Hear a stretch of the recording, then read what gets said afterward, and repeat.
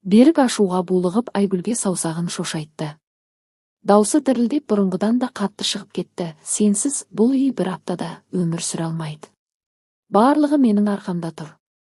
Бір аптадан кейін өзің жалынып алдыма келесің. Сонда кімнің дұрыс болғанын түсінесің. Айгүл үнсіз тұрды. Ол күйеуіне қарап бұрынғыдай таңғалмады. Себебі бұл көріністі талай рет көрген еді. Берік соңғы кезде болмашы нәрсеге ашуланып айқай шығаруды әдетке айналдырған болатын. Сен осы үйге не әкелдің? Компьютердің алдында отырып аздап жұмыс істегеніңді жұмыс істеп жүрсің бе? Мен таңнан кешке дейін еңбек етіп сендерді асырап жүрмін. Ас үйдің есігі жақтан бәрін тыңдап тұрған Беріктің анасы Тамара апай ұлының әр сөзіне басын изеп тұрды. Ол келінін кінәлаған сайын қуана түсетін. Айгүл үндемеді. Себебі оның сөзін ешкім тыңдамайтынын жақсы білетін. Шын мәнінде соңғы 2 жылда Берік жұмыстан қиналған кезде отбасын дәл Айгүлдің табысы асырады. Үйдің жөндеу жұмысы да сол ақшамен жасалды. Көлік те сол қаржыға алынды. Балалардың мектепке қажетінің бәрін де Айгүл алып берген еді, бірақ Берік мұны ешқашан мойындаған емес. Ол өзін ғана отбасының тірегі деп санайтын. Ал Айгүлді тек үй шаруасымен бала қарайтын адам ретінде көретін. Кенет Берік күрт бұрылып мен кетіп барам. Жалғыз қалып жақсылап ойлан. Сонда ақылың кірер деп айқайлады. Ол ілгіштен күртесін жұлып алып көліктің кілтін салдырлатып сыртқа шығып кетті. Есік тарс жабылғанда үй іші селк ете қалды. Тамара апай келініне мысқылдай қарап өзің жеткіздің.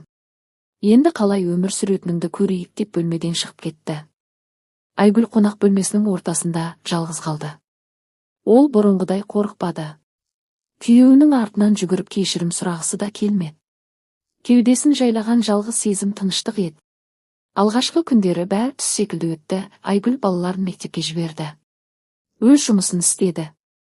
Кешке дастархан жайды, бірақ үйдің ауасы мүлде өзгерген еді. Ешкім айқайламайды, ешкімін іздемейді, ешкімнің көңіл күйінен қорқып өмір сүрудің қажеті жоқ. Кешке балалардың сүйікті тағамын дайындап бірге күліп отырып тамақтанды. Сол сәтте ғана ол көп жылдан бері мұнда тыныш кешті көрмегенін түсінді. Ақша мәселесі де басқаша болды. Бұрын Берік тапқанын өз қалауынша жұмсап, кейін Айгүлді болмашы шығын үшін кінәлайтын. Ал енді Айгүлдің тапқан табысы өз қолында қалды. Барлық коммуналдық төлемді төлесе де ақша бұрынғыдан артық жететін болды. Сонда ғана ол мәселе ақшада емес адамда екенін түсінді. Бір күні кенже ұлы Ілияс анашым әкем қашан келеді деп сұрады.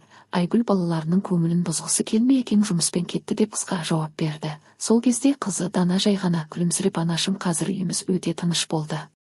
Ешкім айқайламайды деді. Айгүл қызының сөзінен кейін ойланып қалды. Балалар бәрін байқап жүрген екен. Олар да осы ұрыс жанжалдан шаршаған екен.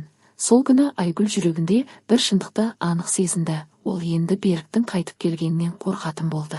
Берік кеткеннен кейін Айгүлдің өмірі күтпеген жерден өзгере бастады. Күн сайын жұмысқа деген ынтасы арта түсті.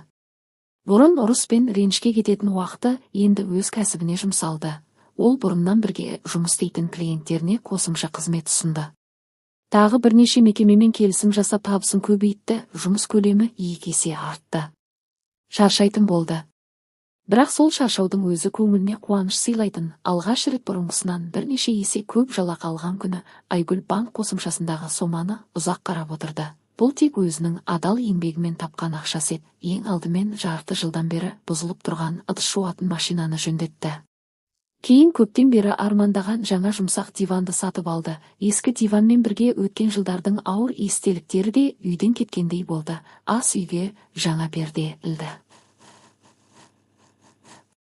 Әдемі көрпе мен сәндік жастықтар алды. Үйдің іші бұрынғыдан жарық әрі жайлы болып кетті. Ең бастысы, бұл енді өз үй екенін сезінді. Бір кеште балалар ұйықтап қалған соң Айгүл шайын ішіп отырып бір ойға келді. Беріксіз өмір әлдеқайда жеңіл екен. Бұл ой енді қорқынышты емес еді. Бұл жай ғана өмірдің шындығы болатын. Дәл бір ай өткенде есіктің құлпы бұрылды. Айгүл селк етіп есікке қарады. Табалдырықта Берік тұр екен. Ол өзін бұрынғыдай үйдің иесі сезініп ішке кірді. Берік үйдің қирап жатқанын көремін деп ойлаған еді. Айгүлдің жылап отырғанын көріп кешірім сұрап жалынар деп сенді. Бірақ бәрі керісінше болды. Үй тап-таза еді. Жаңа піскен алма бәлішінің иісі аңқып тұрды. Балалардың шат күлкісі естіліп жатты. Қонақ бөлмесіне кірген Берік жаңа диванды, жаңа перделерді, және қабырғадағы суреттерді көріп таңырқап қалды. Айгүл ас үйден жай ғана шығып келді. Жүзінде мұң да жоқ, қорқыныш та жоқ, тек сабыр мен сенімділік бар еді. Айгүл күлімсіреп, Берік саған бірдеңе керек пе деп сұрады. Берік абдырап қалды. Мен үйіме келдім деді ол. Айгүл сабырлы үнмен, мен сенің үйің енді анаңның үйі шығар деп ойлап едім деп жауап берді. Осы кезде балалар шығып әкелерімен амандасты. Бірақ бұрынғыдай мойнына асылып қуанып қарсы алған жоқ. Жай ғана сәлемдесіп қайтадан өз бөлмелеріне кіріп кетті. Берік өзін бұл үйге бөтен адамдай сезінді. Ол бұрынғы әдетімен сөйлей бастады. Мен ашумен кетіп қалдым. Бірақ сені кешіруге дайынмын. Жинал, бәріміз бірге мейрамханаға барайық. Отбасы, балалар үшін бірге болуы керек.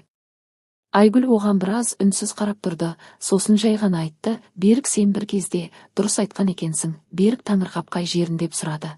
Айгүл байыппен жауап берді. Сен кеткенде өмірімнің бәрі құлайды деп ойлағанмын. Бірақ құлаған сен емес екенсің. Құлаған менің қорқынышым болды.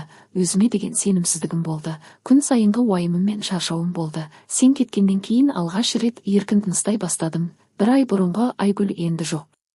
Ол сол күні есік тарс жабылған сәтте өткен өмірімен бірге қалып қойды. Ал бүгін алдыңда мүлде басқа адам тұр. Сол үшін саған рахмет. Сен менің көзімді аштың. Мен ажырасуға өтініш беремін. Қалған заттарыңды алып кет. Берік үнсіз қалды. Ол алғаш рет өзін дәрменсіз сезінді. Бұрын өзін осы үйдің тірегі санайтын. Бірақ бұл үй онсыз да бақытты өмір сүріп жатқанын енді ғана түсінді. Айгүл балаларына жылы бәліш кесіп берді. Сол сәтте ол өмірінде алғаш рет иығынан ауыр жүк түскендей сезінді. Енді оның арқасында тек еркіндік пен жаңа өмірге деген сенім ғана бар еді. Бұл оның жаңа өмірінің бастамасы болды.